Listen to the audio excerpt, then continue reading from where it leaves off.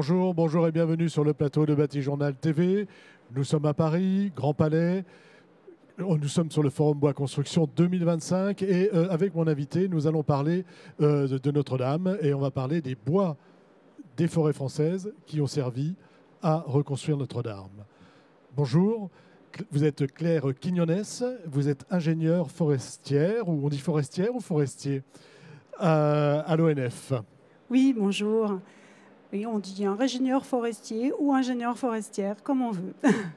ONF, qu'est-ce que c'est? Alors, c'est l'Office national des forêts. C'est l'établissement public qui est chargé de la gestion des forêts publiques en France. Voilà. Et vous avez eu en charge le repérage des arbres qui ont servi, enfin un peu plus que le repérage d'ailleurs, des arbres qui ont servi à la reconstruction de Notre-Dame.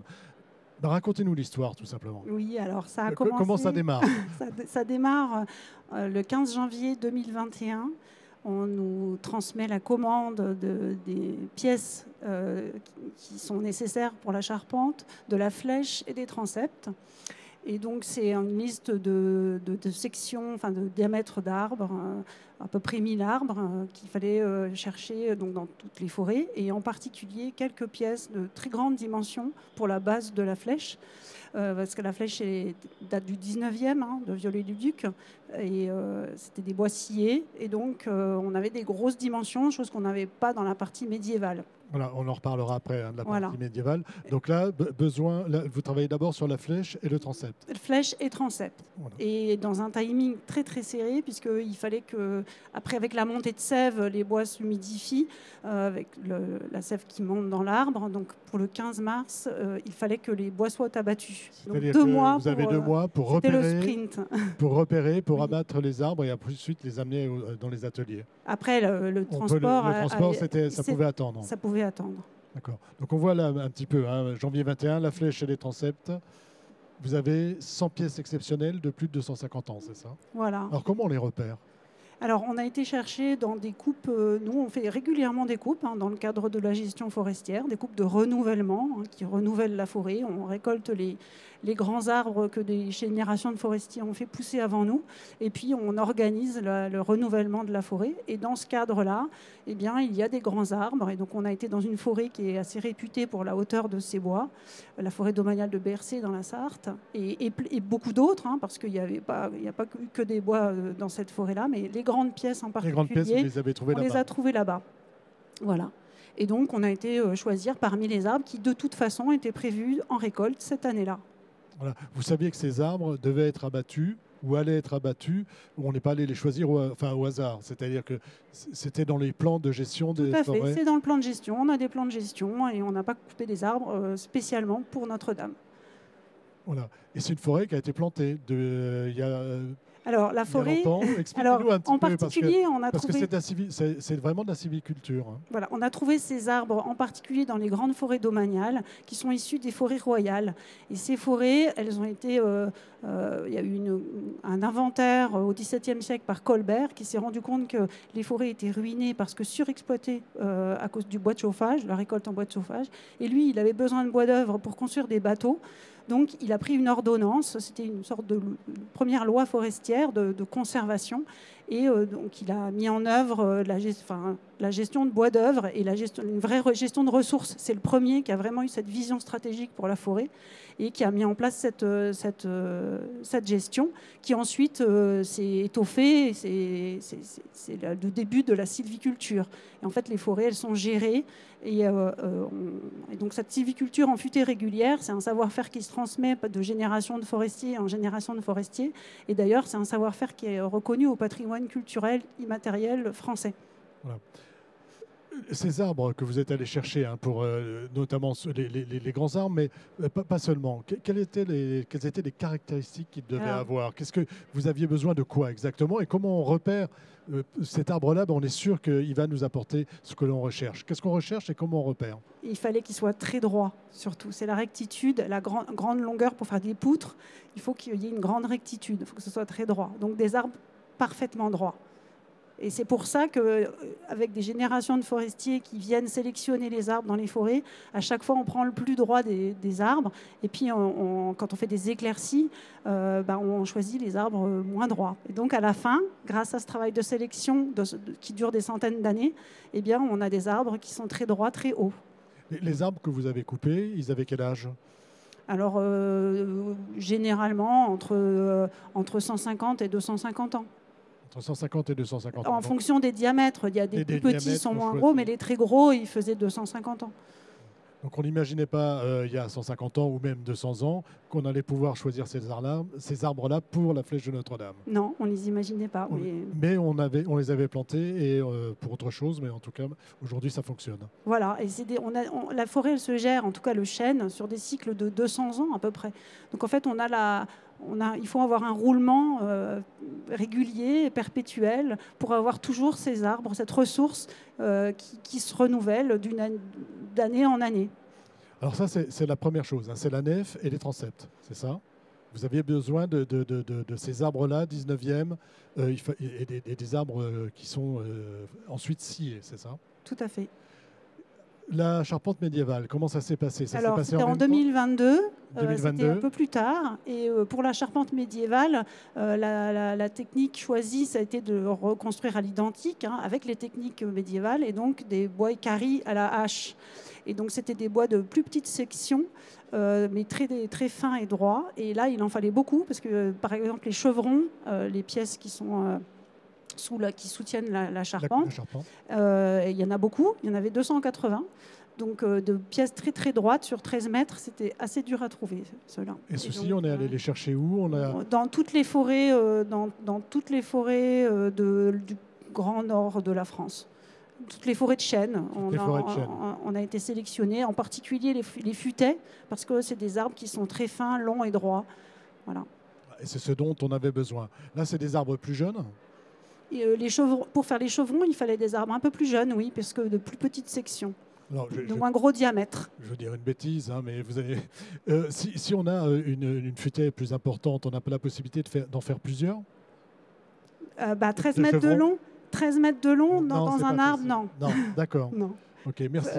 2 fois 6 mètres, oui. 2 fois 6 mètres, oui, mais pas... Voilà. D'accord. Donc c'est là aussi l'œil des professionnels, en fait. Hein. Tout à fait. Alors, qu'est-ce qu'il y a à dire sur cette charpente médiévale ? Sinon, pourquoi le fait de traiter les arbres après différemment, hein, on a du sciage et après une technique beaucoup plus traditionnelle. Est-ce que les bois doivent avoir les mêmes caractéristiques ? Là, tout à l'heure, vous m'avez dit que les bois avaient été coupés. Il fallait vraiment qu'ils soient coupés au 15 mars avant la montée de sève. Là, est-ce qu'on a eu la même attention ? Oui, on a eu la même attention. C'est juste qu'on s'y est pris plus tôt. Et donc, on s'y est pris pendant l'été. Donc, on avait toute l'automne et l'hiver pour ensuite exploiter les bois. Donc, ça a été aussi un challenge, hein, mais on avait un petit peu plus le temps de faire cette sélection. Et comme il y avait beaucoup de pièces à trouver, c'était important d'avoir ce temps-là. Voilà. Parce que ce que j'ai noté tout à l'heure, hein, c'est 400 forêts, c'est ça ? Alors 400 forestiers, excusez-moi, voilà. 50 forêts. C'est un projet qui a mobilisé 400 collègues forestiers qui sont parcourus les parcelles pour chercher les bois, 52 forêts domaniales et 67 forêts communales. Et là, on voit les images. Voilà. Est-ce qu'il y a autre chose à ajouter sur la manière dont vous avez travaillé et la façon, si vous avez un petit message à faire passer ? Alors, ce que j'en retiens, c'est que c'était surtout une grande aventure humaine où on a découvert, en fait, nous, par exemple, la transmission des savoir-faire, en fait, c'est la définition du compagnonnage. Et nous, on ne le réalisait pas qu'en fait, notre travail de forestier, ça s'apparentait à du compagnonnage. Et au contact des charpentiers, des architectes, on a vraiment eu des échanges très très riche et on a vraiment bien échangé sur nos métiers et c'était une très très belle aventure humaine et je pense pouvoir dire au nom de tous les forestiers que c'était une grande fierté de travailler sur ce projet. Vous avez découvert les métiers pour lesquels vous travaillez. Exactement. Ça nous a donné l'occasion d'échanger sur nos métiers. Alors, après notre petit échange, hein, on va passer un film qui a été réalisé par l'ONF, où on voit tous ceux qui ont participé, on va dire, au choix des arbres, la manière dont on les a coupés, l'exploitation, le transport, l'assiage, etc. Voilà, donc on va passer ce petit film. Et en tout cas, je vous remercie d'être venu sur le plateau de Bâti Journal TV, donc de nous parler de ce qui s'est passé pour la manière dont on est allé chercher des arbres en forêt pour Notre-Dame. Merci à vous. Merci à vous, merci beaucoup. Une émission émission à retrouver sur notre site internet, comme toutes celles que nous enregistrons ici, notre site Bâti Journal TV bien sûr, sur les sites de nos partenaires, le Forum Bois Construction et le magazine Woodsurfer. Merci, merci à vous.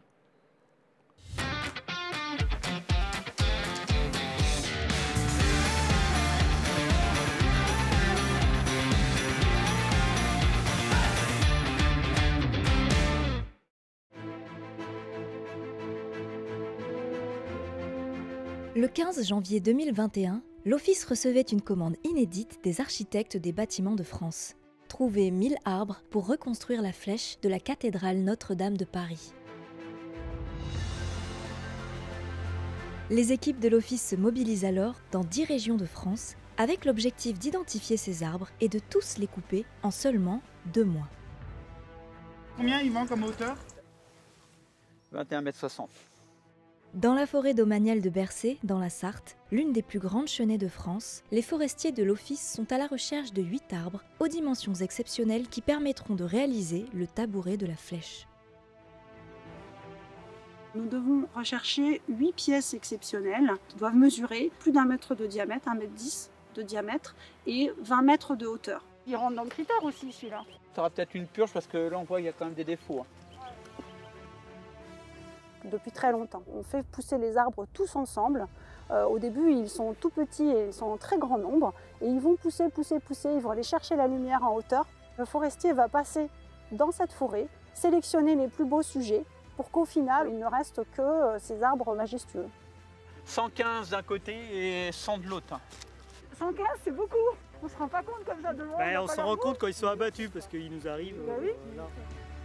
C'est un repérage de terrain sur des parcelles de très gros bois. Les quelques pièces rares, les très beaux chênes de très gros bois sur Bercé, c'est des chênes qui ont aujourd'hui 250 ans environ. Aujourd'hui, le premier jour, et dans 2 ans, on livre ces bois-là sur le chantier. On rentre dans un calendrier très serré qui nous laisse 6 semaines pour identifier et mobiliser ces arbres. Pour l'ONF, et pour moi en particulier, c'est une vraie aventure parce que des chantiers architecturaux de cette gamme-là, il y en a très rarement. Construire des charpentes aussi exceptionnelles que ça met en valeur tout le savoir-faire du forestier et l'objectif ultime du forestier que de produire des bois de la plus haute qualité possible. Après la sélection d'une vingtaine d'arbres par les équipes locales de l'Office, les architectes de la future cathédrale viennent sur place en forêt pour sélectionner les chênes qui correspondront le mieux à leur plan. Alors comme on va reconstituer aussi la voûte comme celle d'origine, il faut qu'on respecte aussi les poutres avec leur courbure. Mais ceux qu'on a repérés là-bas, ils sont plus courbés. Avant de voir un chef-d'œuvre tel que la flèche de Viollet-le-Duc, c'est qu'il y a plein d'autres chefs-d'œuvre en amont, comme cette forêt. Quand on regarde un arbre comme ça, quelque part on se rapproche, vous, de vos aïeux qui ont planté ces arbres au premier jour, et c'est très émouvant parce qu'ils nous ont laissé quelque chose. Ces chênes-là ont pu pousser de manière aussi parfaite pour nous, parce qu'il y a eu tout le savoir-faire de l'ONF qui a été mis en œuvre pour donner ces bois parfaits. Le 8 mars 2021, le premier arbre sélectionné est officiellement inauguré. Moi qui ai eu la gestion de ces parcelles-là, je peux vous dire que j'aurais loupé ça pour rien au monde. J'y ai apporté ma petite pierre lors de mon passage et on reviendra dans 200 ans, on sera plus de ce monde, on aura des arbres comme ça. Nous, forestiers, nous sommes aussi émus et doublement émus parce que nous recueillons le travail de nos prédécesseurs et nous préparons l'avenir pour nos successeurs. Nous sommes dans une parcelle qui était en voie de régénération. Au sol, nous avons des semis qui vont assurer l'avenir. Et donc, il était prévu d'enlever les plus vieux arbres pour laisser la place aux semis. Pour la charpente, la moitié des arbres fournis par l'Office viennent des forêts domaniales et l'autre des forêts communales, comme ici, à Tavaux, dans le Jura.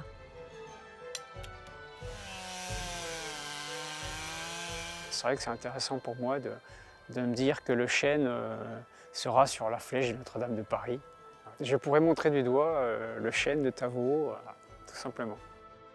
On a nos 6 arbres, on en aura 2 de marge pour si jamais il y a un problème au moment de la construction de la charpente, mais on a nos 6 arbres qui permettront de fabriquer les 6 poutres de base de la future flèche.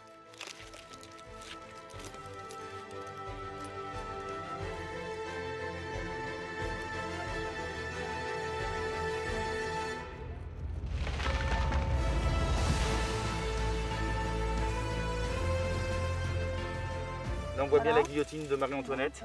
Là, la guerre mondiale, elle doit être dans ces eaux-là, à peu près. C'est des produits qui ont survécu à une révolution, 2 guerres mondiales et plusieurs changements de régime. C'est 15 générations de travailleurs forestiers qui travaillent avec beaucoup d'amour, beaucoup de passion et qui aujourd'hui voient leur travail ô combien récompensé. Faire renaître cette belle cathédrale de Notre-Dame, c'est aussi un très bel hommage qu'on rend à nos forestiers de France. Et je suis particulièrement à la fois ému et fier.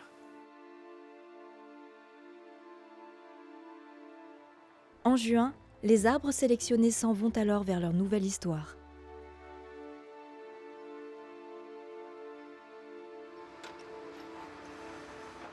Après avoir été transformés dans des scieries, ils sécheront pendant plus d'1 an avant d'être pris en main par des charpentiers.